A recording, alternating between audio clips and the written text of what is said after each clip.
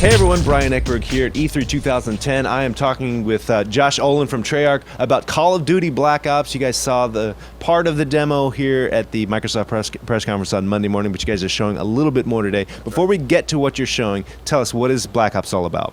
Black Ops is all about the deniable operations and these Black Ops special ops teams that were in action during the Cold War era.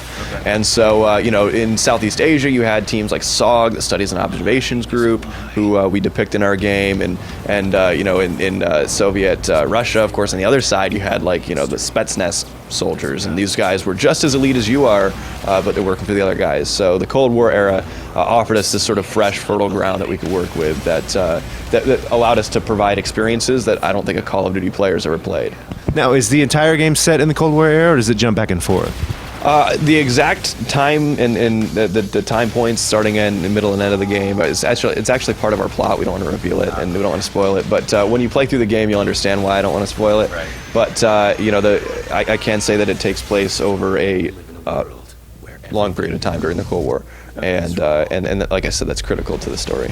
But one of the things you guys are doing that you guys have narrative, you have voice, some new things that maybe we haven't seen in a Treyarch Call of Duty game before. Can you talk about that? Yeah, so for the first time you do have a voice, like you said, which if you're going to be one of the best of the best, if you're going to be an elite SOG operative, you need to have your own personality and a character. You need to really feel like you're a badass. So you need to be able to talk, and you're going to be issuing commands. And if you're a Call of Duty fan, it is a bit different because no longer are you just the foot soldier who's taking orders and running around and doing the objectives. Now you're the most important person on the battlefield. You can literally change the tides of war. So that's going to be a big difference that I think the players are going to meet up front.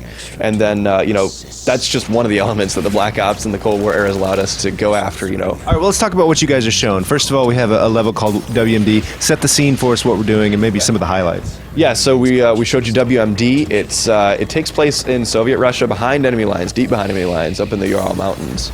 And there's a suspected Soviet weapons manufacturing facility, so we need to go in there and figure out what's going on, basically, as part of your Black Ops team. So you're up there, and this bunker, this facility is so well bunkered up in these mountains that it could pretty much, short of a direct impact from a nuclear warhead, you're not going to be able to destroy this thing. So, how else are you supposed to infiltrate it? You're going to need to do reconnaissance and these tactical insertions with these Black Ops units. So, in the level, what you saw was you start off in the SR-71 suborbital jet. It's a recon plane. You're guiding your troops on the ground. You're bringing them through and keeping them out of harm's way and out of sight. And then we transition for you down onto the ground itself, and you're going to be the guys who have to move through the level stealthily and not be detected, not raise any alarms. Now, heaven forbid an alarm does get raised. It's a Call of Duty game, so you're going to have that same cinematic intensity that any Call of Duty fan has come to expect, but we're allowing that sort of variety of gameplay, and we want the people who want to play it stealthy, they can go and take that particular sequence that you saw, they can take that completely stealthily with that crossbow. In fact, I've heard that mentioned several times when I've seen this game. You guys are going for a lot of different types of experience within a level, within the entire game. Can you talk about that? Yeah, so it's one thing to expect, okay, what's the next level going to have to offer, right? But imagine if you bring that into one single level. So instead of okay, what am I going to do in the next level? It's what am I going to do around the next corner? Right.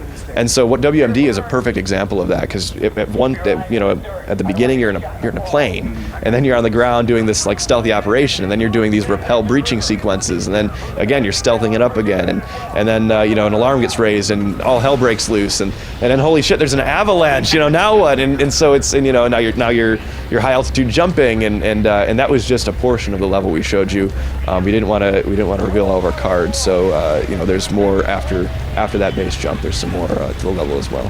It's on a nice cliffhanger. And you also showed an extended version of Payback, what you showed at the Microsoft press conference. Yep. Take me through that, and take me through where that sort of continues from what we saw at the press conference. Yeah, Payback sort of juxtaposes WMD, and that was done intentionally. So Payback is sort of that's more like the Call of Duty except for the fact that you're flying a Russian Hind helicopter completely by yourself, and that nobody's ever done that, certainly not in the Call of Duty franchise.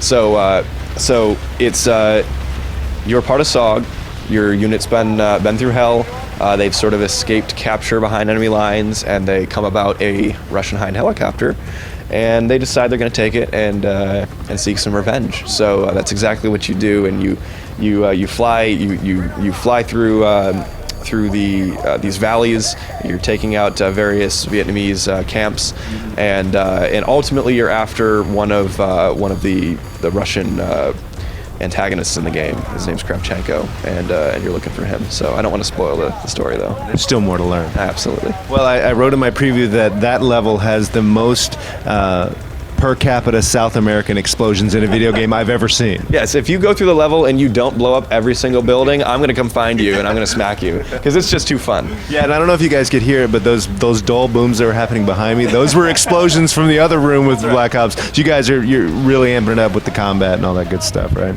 Yeah, and the audio. And we like to play with the audio on max level. So.